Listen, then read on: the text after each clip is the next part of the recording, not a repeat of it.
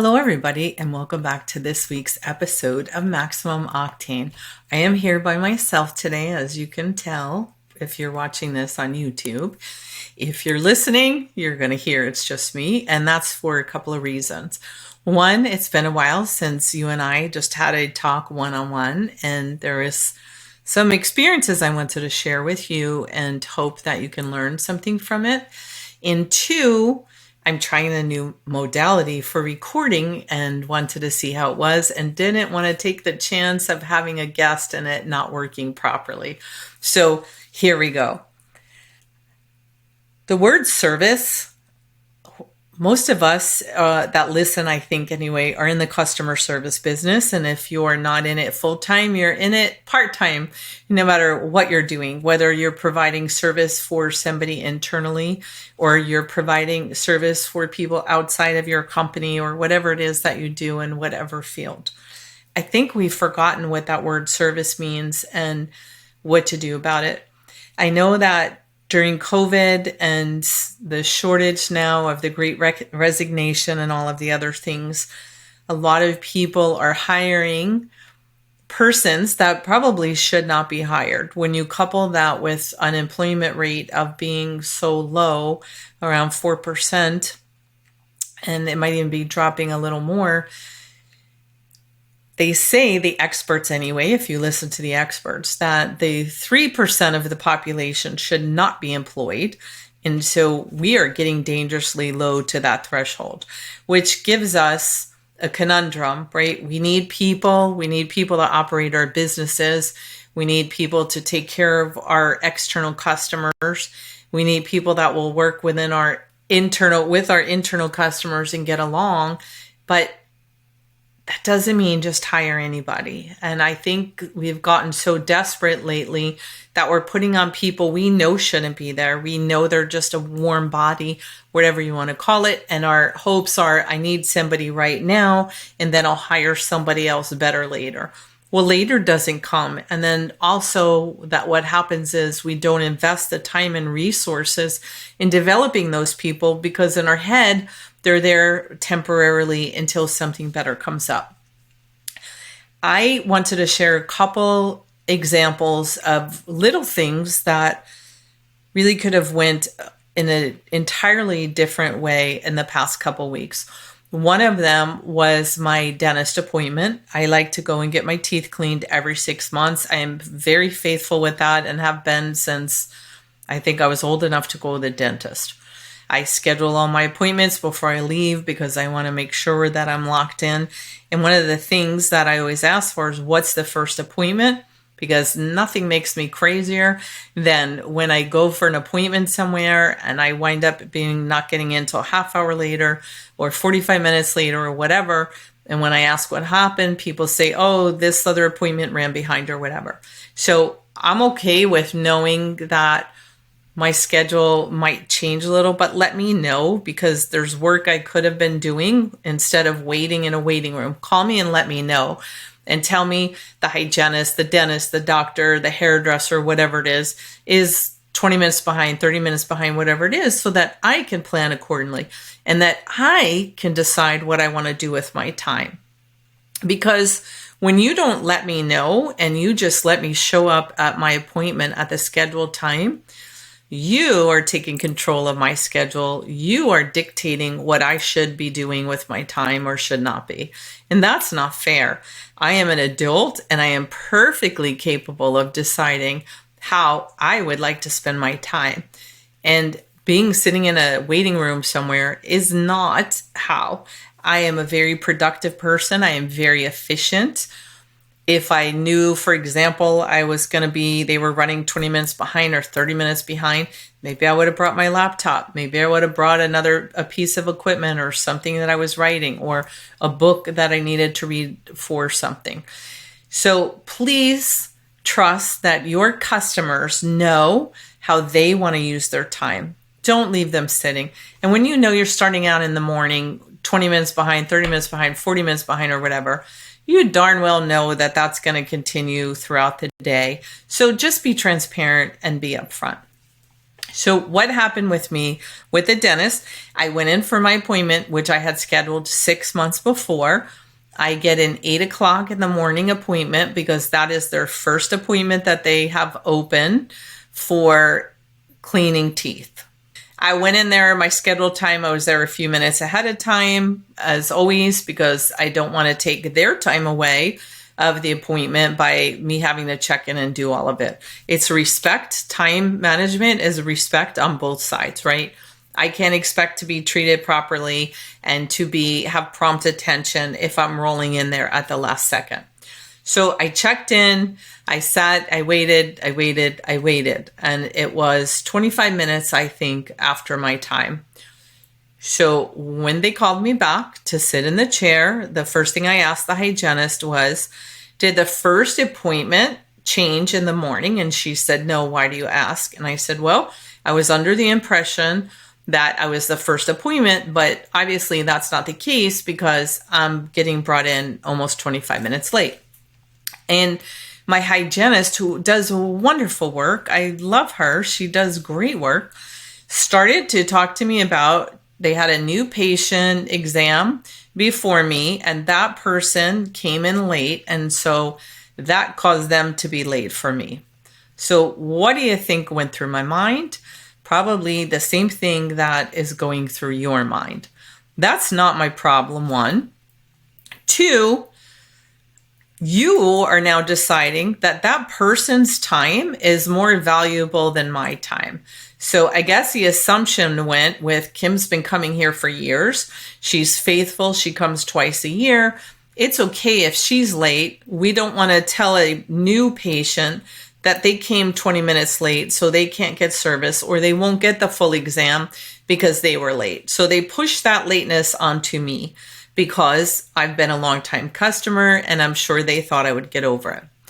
So let's let that rest there for a minute, right? It's kind of similar to, I think, your cable bill or your cell phone or any of those other offers that we see where if you are an existing long-term customer, you don't get anything. But if you switch over to them, you'll get a free phone or 6 months of HBO or whatever it is. And I think we've all been there where we've called and said, well, what about me? We don't have any specials for existing customers. We have them for the new. So I really felt offended knowing that the hygienist in the office knows how important my schedule is. They know I have commitments throughout the day. They know I'm diligent with scheduling ahead of time. I'm always there early so that I am prepared and waiting for them and ready when it's my time. And then they just disregarded all of that. So again, don't want to beat a dead horse here, but I am an adult and I am perfectly capable of deciding what I want to do with my time. And sitting in a waiting room for something that I had pre-scheduled for 6 months was not one of the ways that I wanted to do that. And this doesn't have anything to do with the service that I got because my hygienist is fantastic. I love her, probably the best one I've ever had. But when I weigh that out with, am I going to be late every time and having to sit, and they don't call me and say, listen, we're 25 minutes behind because this other person came in late. Do you want to come in a little bit later or to give me any options or choices? That's not worth it to me. And I'm going to have to find somebody else because my time, like all of your time, is very important. You schedule things for a reason. So there's that. The next thing about the visit was when I was leaving and wanted to schedule my appointment for 6 months from now, they're like, oh, we can't do that. We're so far booked out. So the soonest I could get an appointment was 7 months. I have been scheduling my teeth cleaning for 6 months, every 6 months for, again, as I mentioned, as long as I can remember. So now having them put me on a 7th month schedule did not appeal to me. And especially the fact of how many years have you all been going to the dentist and they drum into your head that every 6 months, every 6 months, every 6 months. And when you try to make it 7 months or 8 months or whatever, they have all these reasons why it has to be 6 months. Okay, I bought in. I believe you. It's 6 months. Now you're telling me, because it's convenient for you, that I can go 7 months. What kind of message does that send to your customers when you do things like that? Dennis Snow, who was a big executive at Disney for years and has his own consulting company about service and has some very wonderful books on the topic, says that everything speaks. So what speaks to me is, after that visit, even though my hygienist was great, the people that took my money were great, they don't value my time. And 2, I really don't need to get my teeth cleaned every 6 months because they're telling me now 7. So besides the fact that I'll still do it 6 months and I'll find someone else that will do it every 6 months, they absolutely contradicted everything that they've ever said to me. So this could have turned out much differently, much better, and I've been going there a long time and I like them, but that's not somewhere that I'm going to be able to continue to go to because of the inconsistencies in scheduling and even in the intervals that they're telling me is important. So that's the one situation that I wanted to share with you, because I think people don't realize in the middle of when you're busy and things are going on and you feel like everything's crushing you because the phones are ringing, people are coming in, all these things are happening. You have to take a step back and look at what could the possible perception of this be. And my perception was everything's about them and I am insignificant to what's going on there, right? So there's that one. Next appointment I had was for a knee doctor. Appointment's been scheduled for 3 months. Again, I asked for the earliest appointment I can, or how do I ensure that I get seen as soon as my time is. And they instructed me to do either 8 o'clock in the morning because that's the first one of the day, or 1 o'clock because it's the first one after lunch. Because of the date that they offered me, the 1 o'clock one was a better choice for me and what was going on in my day.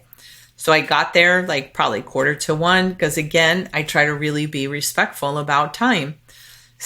Checked in, sat in the waiting room. 1 o'clock came, 1:05 came, 1:10 came, 1:15 came. I'm looking at my watch. 1:18, I get called in. So the physician's assistant, or I don't know what her title was, I'm assuming it was that, checked me in and, in the office, not at the front counter. While she was doing that, I asked her, did I misunderstand something? I was told that 1 o'clock is the first appointment after lunch, and that's the best time to schedule because when you do that, you're the first appointment. She said, oh yeah, but he'll be really quick when he gets into you. Well, okay, I wasn't looking for him to be really quick when he came in to see me because you made me wait 18 minutes. So I think in her head, she was saying, don't worry, we'll have you out of here in a jiffy. I wasn't looking to be treated by my physician in a jiffy. I was looking to be treated when I was scheduled. Or give me other options, or tell me this, listen, there isn't a time that we can give you that you're going to be guaranteed on time. So we usually run 15 minutes or 20 minutes ahead. Behind. So plan accordingly, bring something to do. So I had my exam for my knee, took care of what I need to do. The doctor left. I went to schedule my next follow-up appointment. I asked at the counter, could I please make sure I have the first one after lunch or in the morning, what's better? And the receptionist was very rude and told me that they have a template they follow from the doctor and it is what it is. And if I don't like it, I need to take it up with him. It's like, wow, okay, so we don't really care about customer service here. We don't want to help out the customer. We are obviously very annoyed at our job. We're looked to be overworked, very stressed out.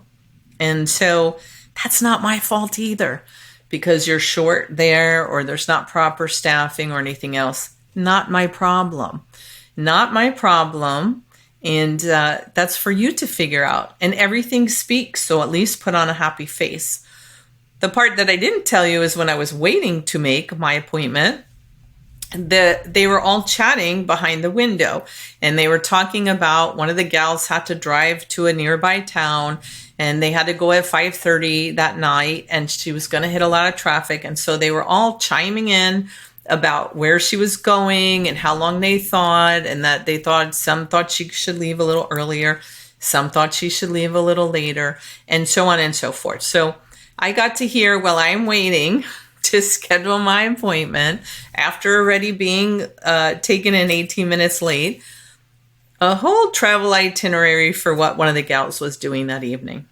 So again, everything speaks. And in my mind, because what I do for a living, I thought to myself, if they're that overworked and understaffed, probably not the best use of their time to take time out of the day to everybody stop production to all weigh in on this girl's 20-minute drive that she had tonight. So I wasn't rude. I wasn't whatever. I said, thank you. I will take it up with the doctor, and I will do that when I see him next. So the other piece for that same doctor's office, it is an orthopedic specialist. So it's like advanced orthopedic specialist, I think is actually the name for it. When you walk in there, there's a lot of people that are in wheelchairs and walkers and canes, and you can see all that. They're not in the best, maybe bone health. I don't know what the proper word is, but they have difficulty walking and standing, many of the people that were in there. So when you walk in through the front door to check in, it is a very tall counter with windows that you walk up to. So I would say at least 4.5, 5 feet high was the counter. And then there's glass, and then you stand there and wait, which I had to stand there and wait quite a while when I was initially checking in.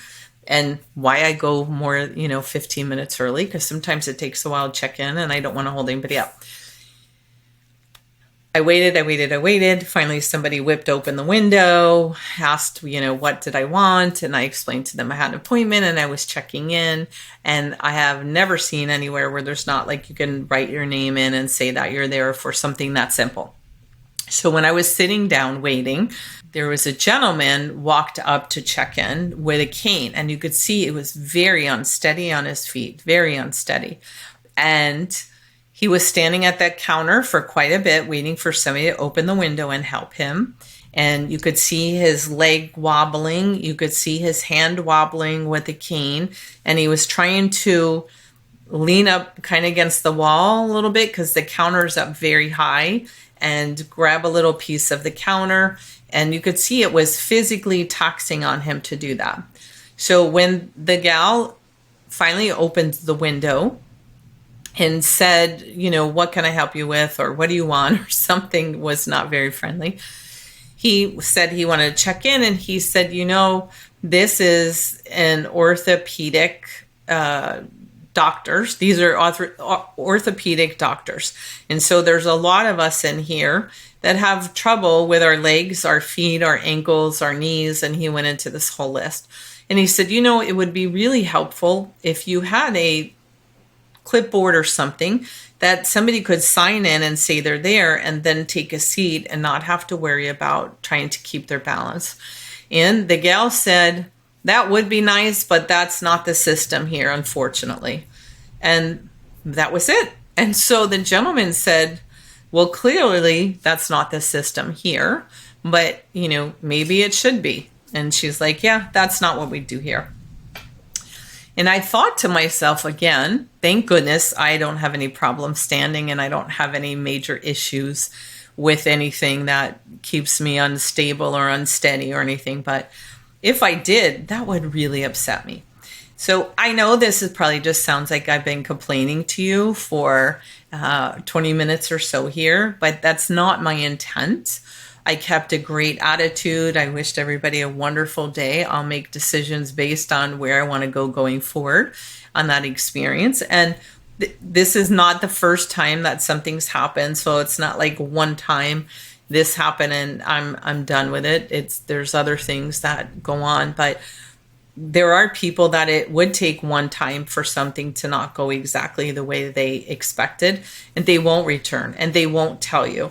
I'm one of those that it has to really be egregious for me to tell you, because my time is very important. So I will rather not say anything to a place that I'm not going to patronize again, because it's not worth my time to sit on Google and write a big long review or write a letter or call the manager or do whatever.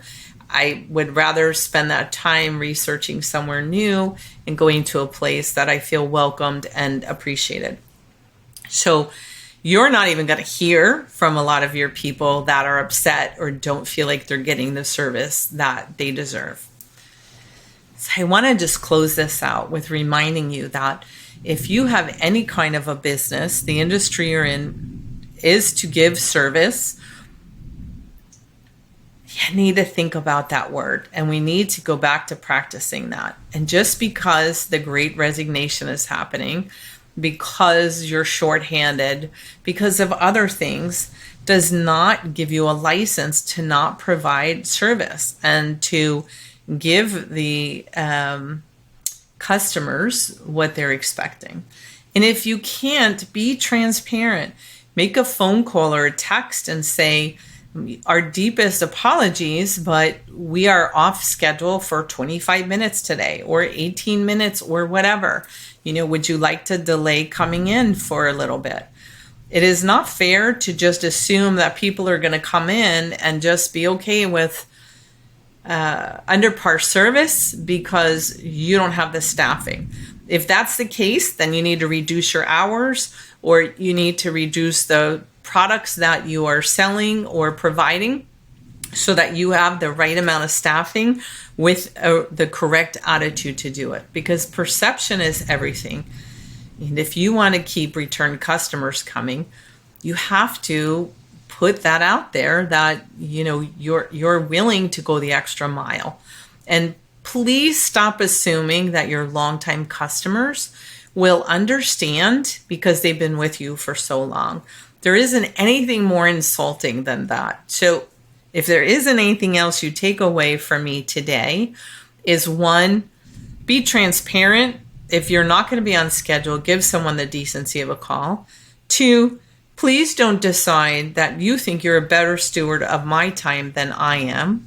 Three, if you do not have the staffing to provide the level of service that your customers deserve, you need to reduce the offerings that you have, reduce the schedule, or do something so that it's in balance. Because these warm bodies you're putting on, the lack of training because they are a warm body and because you're busy and all of that, is going to cost you so much more money in the long run than if you did cut back on what you're offering or your hours or anything else needed. So that's all I have to say today. I hope you will be back next week. And again, this is not my intent to complain for this, but I want to just understand from a consumer side, there's so many missed opportunities here. And in the situations I described to you, there are so many rich opportunities that they could have really flipped that around. How wonderful would it have been for the receptionist to tell the gentleman, that's a wonderful recommendation, sir, and I'll be happy to bring it to our administrative manager or to the doctors or anything, just to acknowledge that, thank you for sharing that. Instead, they were kind of snarky and said, that's not how it works here. So there's always a way that you can turn it around, that you could tweak it a little, exchange one word and smile. Smile, smile. No one wants to be working with anybody that looks miserable all day. So that's all I have for today. We're going to see if this recording works or not, and the video works or not, and this new modality and the quality of it. And I will be back next week. Thank you so much for your time today. And as always, stay safe, make good choices, and stay inspired. Bye.